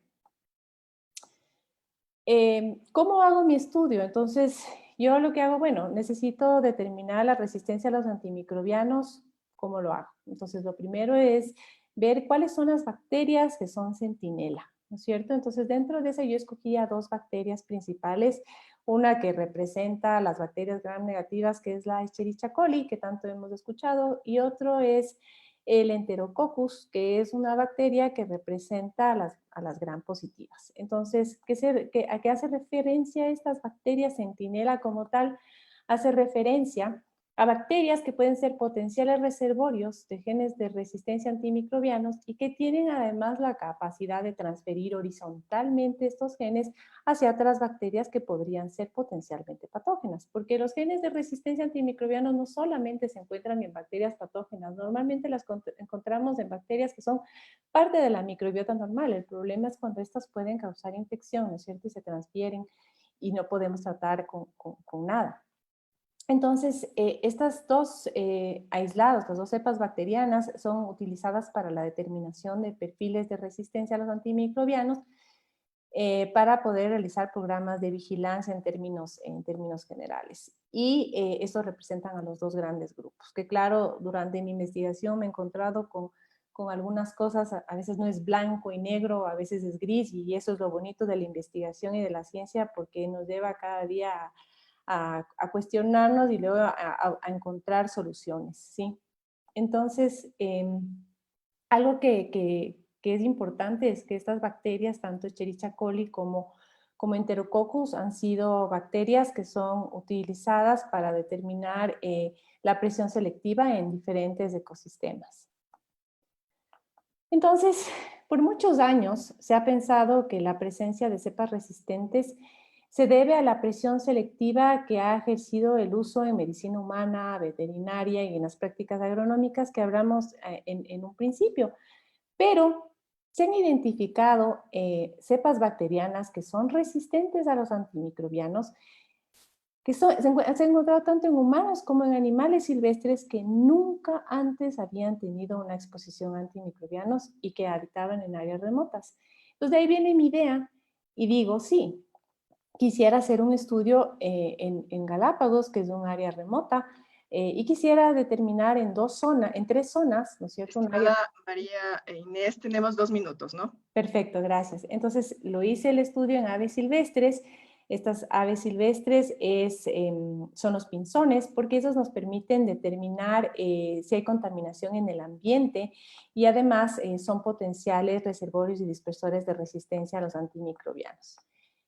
Entonces, este estudio, estas fotos son tomadas en Galápagos, comencé mi estudio a realizar en estas islas maravillosas, en la isla Santa Cruz, que es un nicho ecológico único a nivel del planeta, conserva el 95% de su diversidad. Sin embargo, ha incrementado el turismo y también los habitantes residentes podrían tener algún efecto, pero eso totalmente no está comprendido y eso es algo que también quiero llegar a entender. Aquí está la isla donde estoy haciendo mi investigación. ¿Por qué en los pinzones? Porque son una representación de la radiación adaptativa, es decir, se sabe que los pinzones van variando la morfología de sus picos de acuerdo al tipo de alimentación, es decir, a la diversidad morfológica de los picos va variando de acuerdo a sus hábitos alimenticios. Entonces tenemos inclusive un pinzón que es vampiro, que se alimenta de sangre. Y por esto me da la idea de que podrían ser aves en las que yo podría realmente verificar ese impacto antropogénico de la resistencia, tomando las muestras con redes neblinas a las 5 de la mañana. Las muestras se han llevado a los laboratorios de la ABG en Galápagos, luego los hemos llevado al laboratorio de bacteriología y también de la UNETAR, donde actualmente me encuentro haciendo mis aislamientos bacterianos. Un poco se congeló con lo de la pandemia, pero hemos podido identificar algunas bacterias cultivables. Sigo haciendo la identificación de perfiles de resistencia, los cuales están dando datos bastante interesantes. Y también tuve la suerte de realizar en la Universidad de Buenos Aires un estudio preliminar para la determinación de integrones de clase 1, que son elementos móviles de las bacterias que tienen genes de resistencia a los antimicrobianos. Esto un poco lo que quería presentarles. Muchísimas gracias por la atención. Muchas gracias, María Inés, y agradecemos a todas nuestras panelistas, Verónica, Anita, María Inés, que sin duda son mujeres que siguen rompiendo el famoso techo de cristal. Voy a hacer un pequeño resumen de lo que habló Verónica. Nos recordó los sistemas de producción social y reproducción social del sistema patriarcal, ¿no? Nos habló además también que la universidad todavía sigue siendo una representación netamente de hombres. Tenemos un 70% todavía en la central y un 30% de autoridades que son mujeres. Mientras que Anita nos habló sobre la filosofía del ser siendo, ¿no? Y María Inés nos habla sobre su investigación sobre la peste porcina clásica, ¿no? Que la tuvimos hace unos minutos. Ok, damos paso en este momento a las preguntas que tenemos ya en el chat, ¿no? Y vamos a hacer primero sobre todo por el orden de exposición, esta pregunta es para Verónica. Verónica dice, en el campo de la arquitectura, ¿cómo modificar la construcción de espacios como casa, espacios públicos, etcétera? Gracias por la pregunta. Es un poquito complicada la respuesta porque una de las cosas que empecé diciendo cuando inicié mi exposición es que la arquitectura es parte de un sistema, ¿no? Entonces, si bien la arquitectura y el urbanismo, también hay urbanismo y arquitectura con enfoque de género y hay una serie de principios que hacen que esta arquitectura y este urbanismo integre a toda la heterogeneidad de la población, es importantísimo que estos diseños que integran a esa heterogeneidad también vayan acompañados de la modificación del sistema. Es decir, yo puedo propiciar una casa o puedo propiciar un espacio, por ejemplo, un espacio público o una oficina, que sean espacios abiertos, que sean espacios, por ejemplo, no diferenciados. El tema jerárquico es súper importante, ¿no es cierto? Hay ciertas jerarquías que se diseñan en los espacios. El tema del espacio público también es fundamental, de cómo se trabaja esta integración heterogénea. Pero si seguimos siendo una sociedad patriarcal, por más que yo fomente estos espacios abiertos, integrables, de roles heterogéneos, va a seguir sucediendo estas dinámicas domésticas, estas dinámicas laborales, que son producto de esas estructuras y de esas construcciones y esos imaginarios patriarcales y endogámicos. Entonces, puedo dar hay algunos ejemplos de arquitectura, por ejemplo, dentro de cuestiones programáticas, ¿no? Con vivienda colectiva, por ejemplo, cuando se generan programas en oficinas que integran espacios, por ejemplo, para lactancia o espacios para cuidados de niños de manera comunitaria, porque lastimosamente seguimos llevando dentro de estas estructuras esta asignación de roles, ¿no? Entonces, en esta asignación de roles es importante que los programas arquitectónicos sí integren ciertos espacios para dar facilidades de esa asignación de roles. Lo ideal sería que esto no suceda, o sea, que tengamos una repartición equitativa de roles. Sin embargo, sucede, pero hay ciertos programas y ciertas formas de abordar este tipo de desigualdades. Ahora, claro, yo una de las cosas que he aprendido con el proceso de investigación es a descubrir las limitaciones de la propia carrera, ¿no? De hasta dónde puedo llegar con ese diseño de espacios igualitarios, pero que necesariamente es importante ese cambio de pensamiento en la sociedad y en la manera en la que nos desenvolvemos en la vida cotidiana. Ok, muchas gracias, Verónica. Esta pregunta va para Ana María. La psicología es una ciencia que no se define entre ciencias médicas y ciencias sociales. ¿Cómo plantearse una línea teórica que nos permite entender que la psicología debe trabajar en ambas áreas? Pues la pandemia ha demostrado que los sentires no solo pueden ser trabajados con pastillas. ¿Y cómo es ser investigadora en psicología? ¿Cuál ha sido su mayor obstáculo? Bueno, muchas gracias por la pregunta. Yo creo que este debate de si pertenecemos a las ciencias sociales o a las ciencias de la salud ha sido pues realmente muy complejo, ¿no? Y hasta ahora no estamos del todo definidos ni en la academia ni en la psicología como ciencia tampoco, porque justamente pasa esto, ¿no? El ser humano es tan complejo, es tan variado, se lo puede mirar y entender desde tantos ángulos que encasillar en uno, encasillar en otro es como perder un espacio o perder el otro, ¿no? Desde mi visión, yo considero que la psicología se debería entender como una ciencia más social antes que de la salud como tal, haciendo énfasis justamente en este trabajo preventivo, ¿no? Es decir, nosotros como psicólogas y psicólogos sí podemos y tenemos ese espacio para trabajar con la población, trabajar con las personas antes de que se desarrollen patologías, se desarrollen problemáticas dentro de su estado emocional o dentro de su mundo relacional, etcétera, ¿no? Entonces, creo que sí tenemos como que hay un espacio mucho más amplio de trabajo y no restringirnos específicamente al espacio de salud, en donde, pues sí, también intervenimos cuando hay una patología, pero no es lo único que podemos hacer. Por ahí viene ese dilema. Ahora, respecto a lo de restricciones o dificultades que he tenido, pensando un poco en lo que dicen nuestras compañeras de exposición, Yo creo que, por un lado, es verdad que pues, el campo está abierto para hacer investigación, seas hombre o sea mujer. Por ahí como que no, aparentemente no hay ninguna restricción. Pero ya cuando comienzas a mirar el camino que debes recorrer para eso, pues entonces viene esto de los obstáculos y las renuncias que mencionaba yo al inicio de mi exposición, ¿no?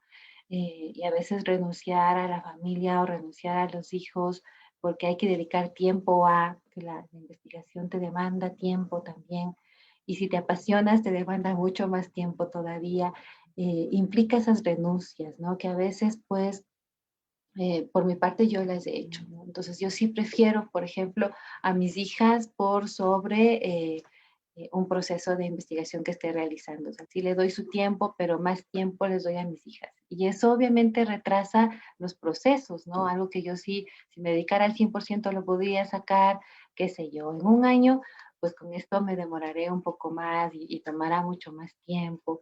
Y claro, es una renuncia personal, ¿no? Porque afortunadamente yo cuento con el apoyo de mi esposo respecto a lo que hacemos juntos en nuestra profesión, pero igual es una renuncia, igual implica un retraso, ¿no?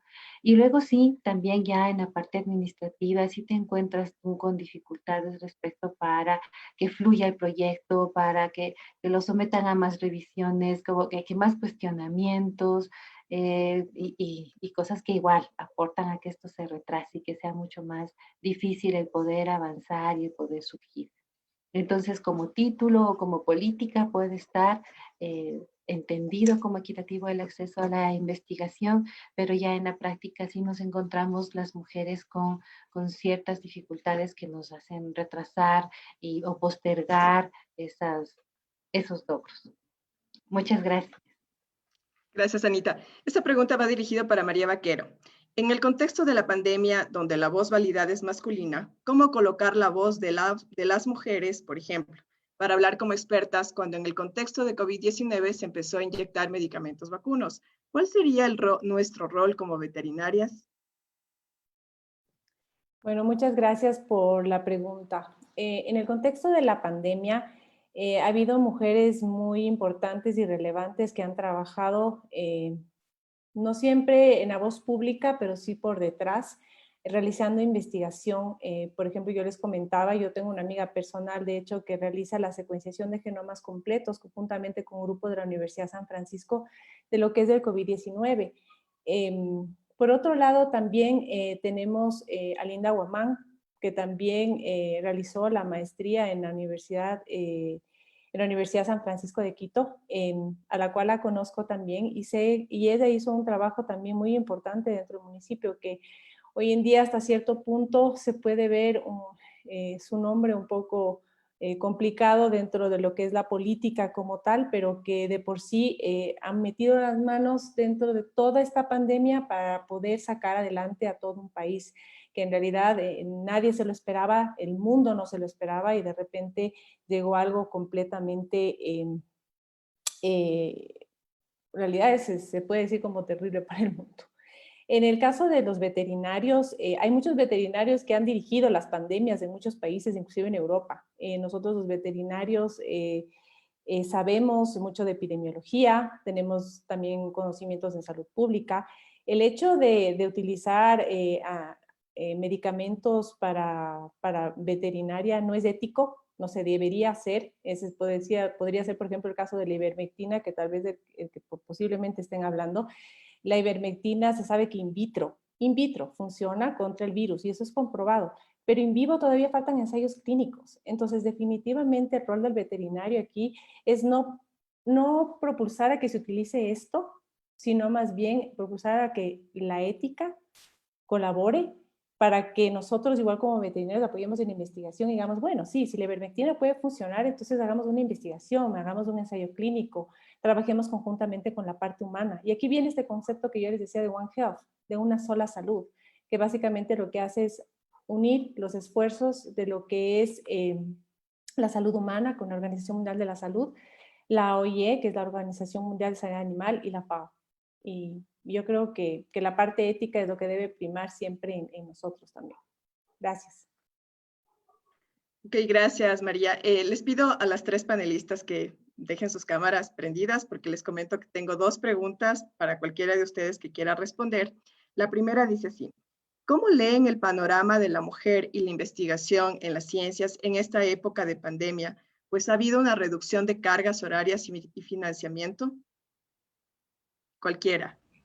Querida Verónica, Grace, te Anita. pediría que podamos iniciar con la doctora Ana María León Bueno, porque perfecto. está con un poquito de tiempo con una cita médica. Ok, listo, Ana María. Yo iba a proponer que cualquiera de las panelistas responda, pero comencemos con Anita, luego con María y luego con Verónica. Y mil disculpas por eso, pero como les decía antes, los roles que tenemos, ¿no? Y tengo una cita médica con mi hija, así que estoy que salgo corriendo. Por favor, ¿me repites la pregunta, Grace? Claro que sí, con todo gusto. Dice, a todas las panelistas, ¿cómo leen el panorama de la mujer y la investigación de las ciencias en esta época de pandemia? Pues ha habido una reducción de cargas horarias y financiamiento. Sí, sí, sí, definitivamente se vuelve mucho más complejo, ¿no? Como decía yo antes, políticamente puede estar ahí como que formulado alguna normativa, algún aspecto que aparentemente cubre todos los parámetros para todas y todos, pero en realidad ya en la gestión sí se nota diferencia, ¿no? Respecto a cómo se asignan las cargas horarias, cómo se asignan responsabilidades. Todavía existe, por ejemplo, esto de que para asignar para un proyecto de diferente, no solamente de investigación, un proyecto que se deba sacar a cabo dentro de la facultad.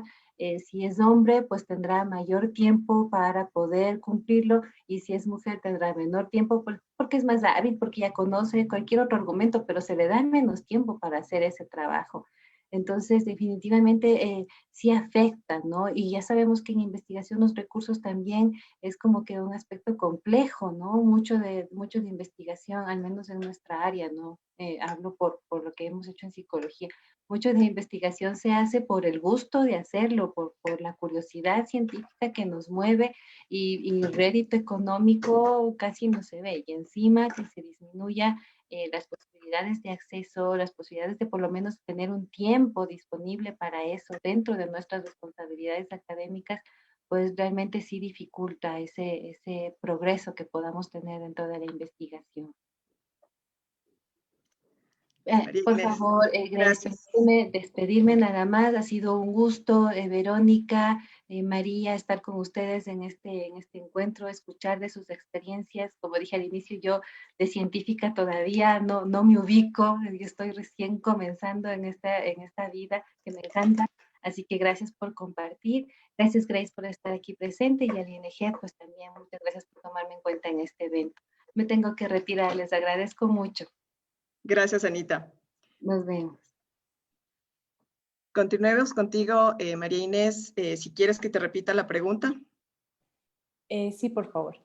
¿Cómo leen el panorama de la mujer y la investigación de las ciencias en esta época de pandemia? Pues ha habido una reducción de cargas horarias y financiamiento. Bueno, definitivamente ha existido una reducción en lo que es financiamiento.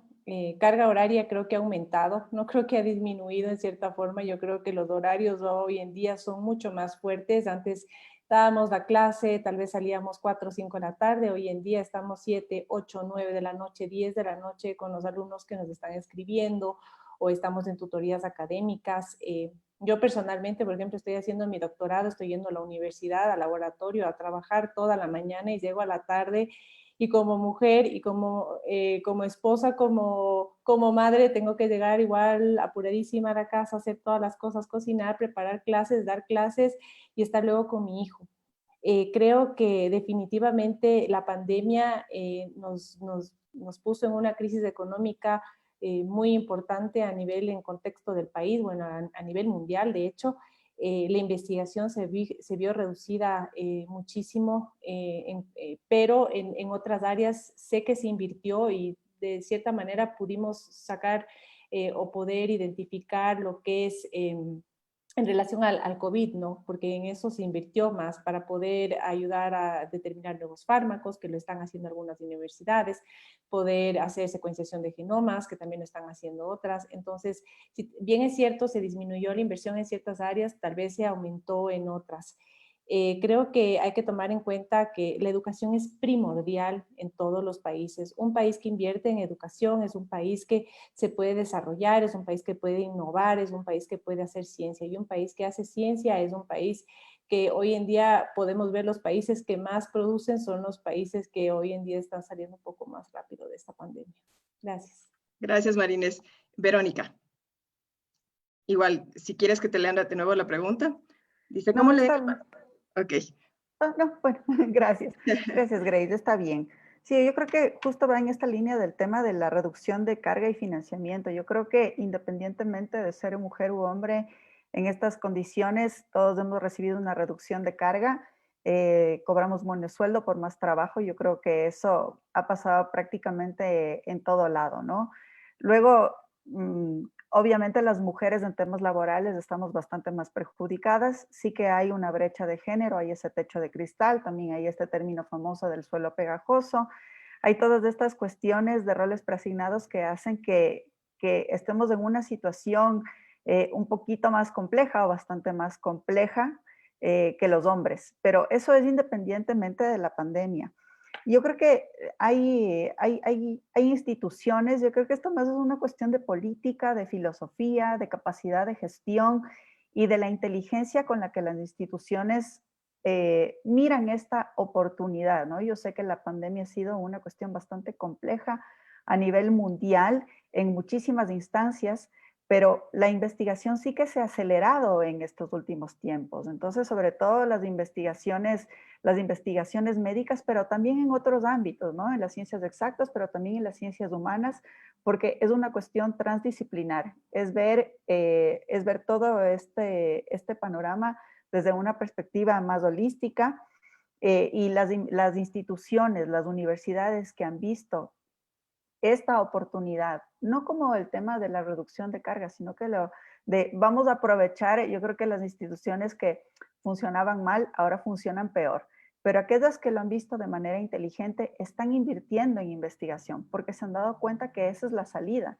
Es decir, ahora tenemos nuevos héroes, ¿no es cierto? Ahora tenemos los héroes que están ahí en primera línea, curando, investigando y dando pasos de gigante, ¿no es cierto? Estos aceleradores de progreso que les llamamos, ¿no? Estos momentos aceleradores de progreso, y ahora estamos en ese momento.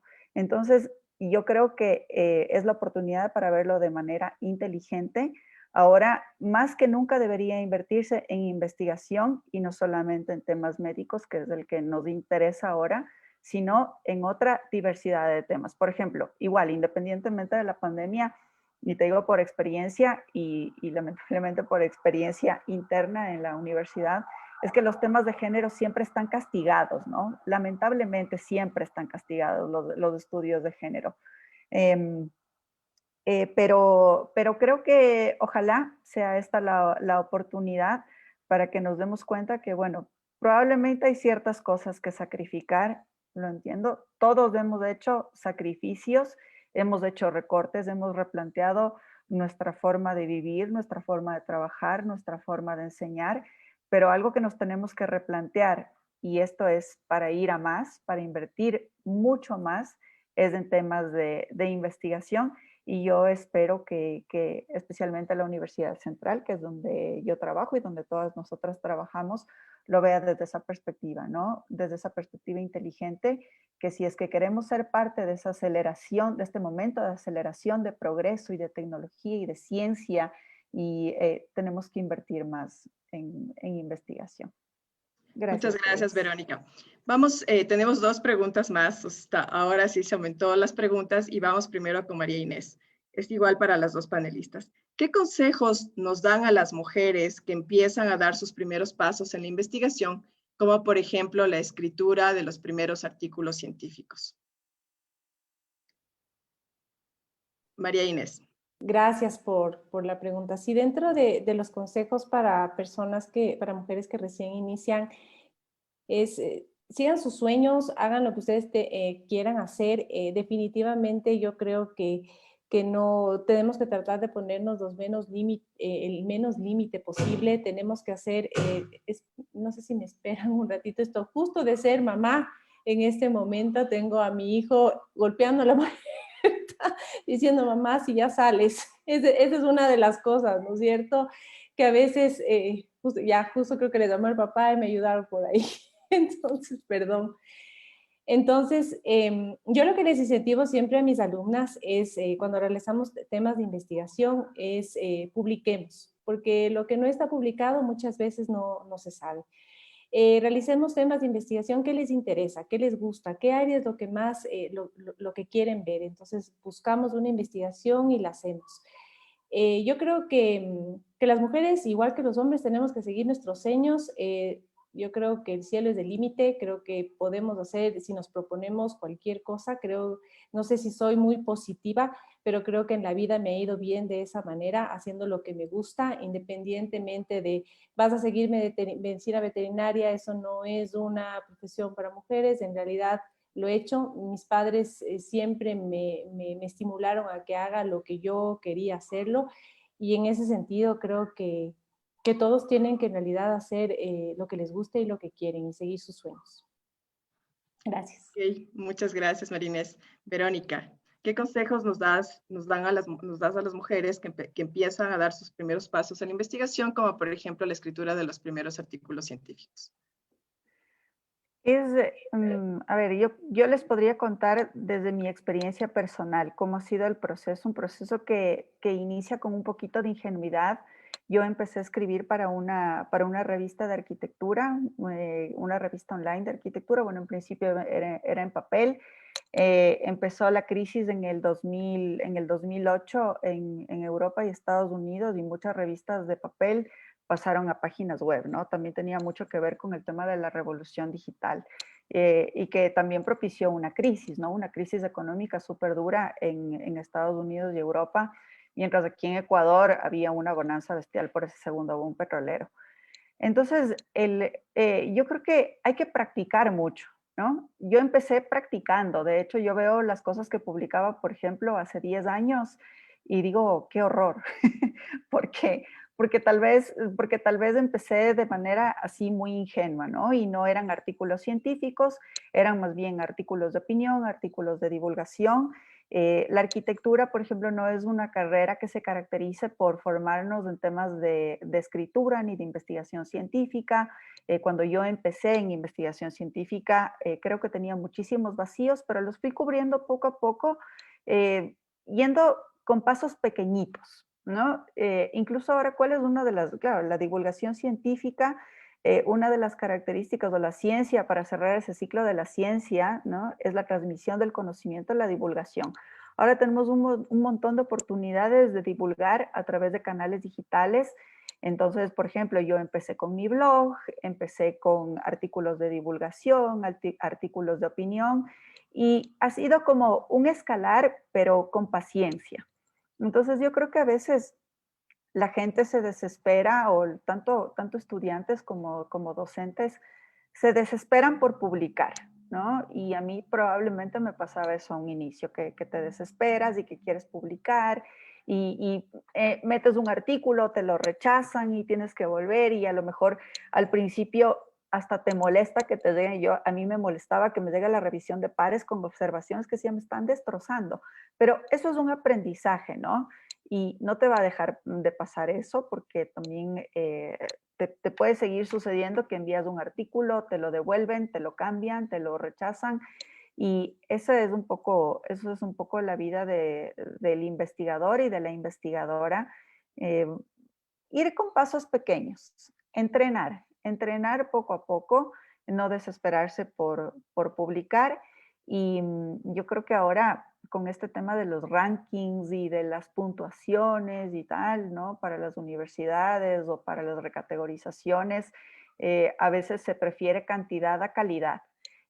Y yo creo que tenemos un tiempo y una responsabilidad importante como docentes, incluso también como ecuatorianos y ahora como mujeres, de mejor publicar calidad antes que cantidad. Entonces, bueno, allí, por eso es que yo creo que tengo una producción diversa, pero tal vez los artículos indexados y los libros son poquitos. Y lo otro son pequeños pasitos para poder tejer ese camino hacia publicaciones científicas de relevancia, ¿no? Yo no soy investigadora formalmente de la Universidad Central, o sea, yo soy profesora, y sin embargo sigo publicando y publico a nombre de la Confiliación a la Universidad Central, porque creo que es importante, ¿no? Como universidad pública, que se consolide esa faceta de la educación superior. Entonces, paciencia nada más, paciencia y paso a paso. Muchas gracias, Verónica. Y por cuestiones de tiempo, voy a hacer igual una tercera pregunta que es para las dos panelistas. Y para que inicie María Inés, dice, dentro de sus campos, ¿cómo han lidiado con la competencia masculina, puesto que a veces los hombres tienen una menor presión dentro del ámbito laboral e investigativo? Muchas gracias, Grace. Bueno, ¿cómo hemos lidiado con esta presión? Bueno, de hecho, de alguna manera, más que lidiado, es como que de cierta forma hemos formado equipos de investigación conjunta. Entonces, en el que es el campo de la veterinaria, específicamente, por ejemplo, en lo que es la bacteriología, el laboratorio de bacteriología y lo que es la UNIETAR, en ese trabajamos tanto investigadoras mujeres como investigadoras hombres. Entonces, yo creo que una forma es no hacer esa diferenciación de género de hombres y mujeres, sino más bien somos científicos y lo que vamos a hacer, somos profesionales, lo vamos a hacer de una forma ética, uno se ajusta a una línea de investigación que sea similar a la de uno se alinea con esas personas, con esos científicos que uno sabe que puede trabajar, y en ese contexto es como hacemos o hemos trabajado en la Facultad de Medicina Veterinaria, alineándonos entre investigadores más que tomando esa diferenciación de género. Solo una cosa por la interrupción que tuve antes y que no pude entender un poquito la parte final de cuáles eran los consejos para escribir. Algo que siempre les digo a mis alumnos también es lean. Tienen que leer. El que no lee no escribe. Y eso a veces es un problema porque no sabemos redactar. Y no redactamos porque no leemos. No leemos el periódico, no leemos una revista, no cogemos un libro, no leemos una novela. Entonces creo que es básico poder leer. Y bueno, de ahí tienen cursos para poder aprender de escritura científica, si quieren empezar a dar sus primeros pasos. Nosotros en la Facultad de Veterinaria tenemos una materia que se llama escritura científica, tenemos otra que se llama metodología de la investigación, y en esas dos materias como que les impulsamos un poquito hacia cómo se hace revisiones bibliográficas, cómo se redacta, cómo se hace búsqueda de artículos científicos. Igual les enseñamos a escribir, cuáles son los parámetros, si van a hacer un short communication, si van a hacer una investigación, un reporte de caso, etc. Entonces creo que un consejo que les doy ahorita que están todavía en sus primeros pasos es lean. Tienen que leer para escribir. Gracias. Gracias a ti, María Inés. Verónica, dentro de tu campo, ¿cómo has lidiado con la competencia masculina, puesto que a veces los hombres tienen una menor presión dentro del ámbito laboral e investigativo? Sí, creo que, o sea, en mi carrera especialmente, yo creo que más que el tema de la investigación es en el tema del ejercicio de la profesión, porque les cuento que yo creo que investigadoras en arquitectura o investigadores somos más mujeres que hombres, o las mujeres publicamos más, no sé qué es lo que sucede, pero también somos muy poquitos y muy poquitas investigadoras en el Ecuador, o sea, son contados capaz con los dedos de la mano, porque no es una profesión que se vuelque mucho, sobre todo aquí en el Ecuador, a temas de investigación. Entonces, en el tema del ejercicio de la profesión, allí sí que es muy, muy, muy duro. Allí es bastante más difícil porque, claro, tienes que lidiar con personal masculino, con los maestros, con la obra, también en temas de docencia, como hay un desequilibrio también bastante grande en proporción mujeres y hombres, también es un entorno bastante hostil. Entonces sí creo que hay que estar siempre pilas, ¿no? A esos desequilibrios. Entonces, no sé, o sea, en temas de investigación, creo que poco se ha tenido que lidiar, más bien es en el ejercicio de la profesión. Entonces, en el ejercicio y de la docencia, de la docencia también. Yo creo que es una cuestión de tener claras nuestros ideales, nuestras convicciones y nuestra capacidad. Por ejemplo, allí está el tema yo creo que esto nos pasa más a las mujeres que a los hombres, el tema del síndrome del impostor o el tema del efecto Dunning-Kruger, ¿no? Que a medida que alguien es más capaz, tiene más dudas sobre su capacidad, ¿no? Y eso yo creo que es un fenómeno que sucede mucho más a las mujeres que a los hombres. Entonces, les recomiendo a aquellos que no conocen esta cuestión del síndrome del impostor y también del efecto Dunning-Kruger. Se ha visto que sí, que esto está bastante más presente en las mujeres, el dudar de nuestras propias capacidades. Entonces, cuando estamos conscientes de este fenómeno es cuando somos capaces de lidiar, ¿no? El de no permitir que te hagan dudar de tus propias capacidades, ¿no? Porque a veces lo que suele pasar, no, es que como eres chica, mira, no vas a poder estar en obra. No, es que como eres chica, no vas a poder tal cosa. Un poco lo que contaba al inicio de mi exposición, ¿no? Dicen, bueno, arquitecta, no. Máster, tampoco. Doctora, no, tampoco. Profesional, entonces siempre están la sociedad te está diciendo sistemáticamente las cosas que no puedes hacer y a pesar de que las mujeres nos preparamos muchísimo, por eso decía, creo que doctoras en arquitectura, entre doctoras y doctores, la proporción de mujeres es bastante más alta, ¿no? Y por ejemplo, las chicas también son bastante más dedicadas en la profesión. Es porque creo que hay una presión social sobre si eres chica tienes que estar súper capacitada, porque si no estás súper capacitada, finalmente te come la profesión. Entonces, bueno, capacitarse. Muchas gracias.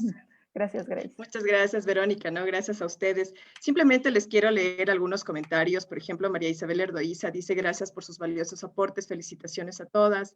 Sonia, que te voy a dejar con la pregunta ahí porque ya no tenemos mucho tiempo, pero dice felicitar a todas las ponencias y felicitar a las investigadoras por llegar a un fin que se trazaron y ser ahora quienes son. Eso es muy admirable, ¿no? Y Viviana dice, excelentes reflexiones de las panelistas, me gustó preferir calidad que cantidad, eso para Verónica. Excelentes presentaciones a todas, gracias por las enseñanzas y consejos. Viviana dice, me encanta estas reuniones de igualdad y de mujeres en la ciencia. Aboco otras reuniones a futuro, a pesar de los inconvenientes técnicos, laborales, etcétera. Estas reuniones se enriquecen y se comparten experiencias en el ámbito personal, académico y de equidad. Excelente charla, dice Lidia, gracias por sus consejos. Yo también me uno al agradecimiento. Ha sido un honor para mí estar como moderadora y también siendo docente de la universidad, compartir con grandes compañeras en este panel. No simplemente a decirle gracias al INIGED y a la Universidad Central del Ecuador por generar estos espacios. Agradecemos a quienes han participado estos 2 días celebrando la participación precisamente de la mujer y la ciencia, ¿no? Y yo también soy una investigadora que recién doy inicio, precisamente ayer estábamos con mujeres científicas, ¿no? En la red y mostrando lo que hacíamos desde las ciencias sociales, ¿no? Entonces, sí, comparto con lo que nos han dicho los comentarios de las personas que han participado en este panel, pues nos hace falta mucho más espacios de esto. Muchas gracias, María José. Muchísimas gracias a todas, muchísimas gracias a Grace, Verónica, María Inés por habernos acompañado. Muchísimas gracias a todas, a todos y a todas quienes nos acompañaron hoy. Con esto vamos a darle cierre a nuestra jornada de 2 días de reflexión sobre las mujeres y la ciencia en la educación superior, tanto en las áreas sociales, artes y arquitecturas, como en las áreas exactas y en las áreas de ciencias de la vida. Les queremos agradecer, les recordaremos a todas las participantes que han ingresado a través del registro por Zoom, que estaremos revisando sus asistencias y enviando los respectivos certificados máximo al finalizar la siguiente semana, y a todas nuestras ponentes igual les estaremos enviando sus participaciones. Les agradecemos por este espacio y tengan de seguro que el siguiente año tendremos otra jornada mucho más grande para poder entrar y conversar sobre mujeres y ciencia. Muchísimas gracias a todos, me despido. Tengan una buena noche. Una buena noche a todos, gracias y todas. Gracias, gracias por el Gracias espacio. a todas y todas. Muchas gracias. Buenas Chao, noches. María Inés, Un chao, gusto, Verónica. buena noche. Chao, Igual. chao Grace, Chao. chao María Muchas Inés. gracias. Chao, Verónica. Chao, Grace.